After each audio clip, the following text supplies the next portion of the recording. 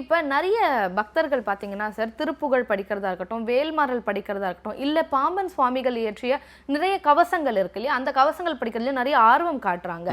இப்படிப்பட்ட கவசங்கள் படிக்கிறது மூலயமா ஒருத்தவங்களோட வாழ்க்கை மாறுமா?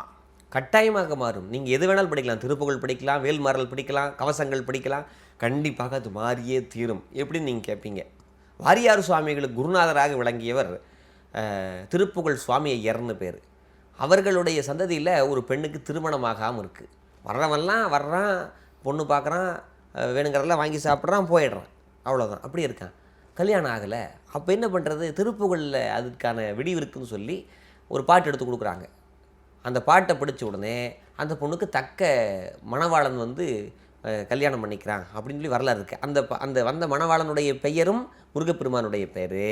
வந்து கேட்கும்போது உனக்கு பாட தெரியுமா அப்படின்னு கேட்குறான். ஓ தெரியுமே, இந்த திருமணம் ஆகிறதுக்காக ஒரு பாட்டு இருக்குல்ல திருப்புகழில், அந்த பாட்டை பாடணும். அந்த பொண்ணு பாடுது. என்ன பாட்டு? நீலங்குள் மேகத்தின் மயில் மீது நீ வந்து வாழ்வை தந்ததனாலே மால்கொண்ட பேதைக்குன் மனநாரும் மாறுதங்கு தாரை தந்தருள்வாயே வேல்குண்டு வேலை பண்டெறிவோனே வீரங்குள் சூரர்க்கும் குலகாலா நாளந்த வேதத்தின் பொருளோனே நான் என்று மாறுதட்டும் பெருமாளே. எப்படி சார் இவ்வளோ மனப்படமாக சொல்லிங்க கேட்குறீங்களா? நான் பயன்படுத்தினேன்ல, அதனால தான் திருமணம் ஆச்சுன்னு வச்சுக்கோங்க. அப்படி அந்த பெண்மணி பாடியதன் மூலமாக அன்றைக்கும் திருமணம் நடந்தது, இன்றைக்கும் நடந்து கொண்டிருக்கிறது.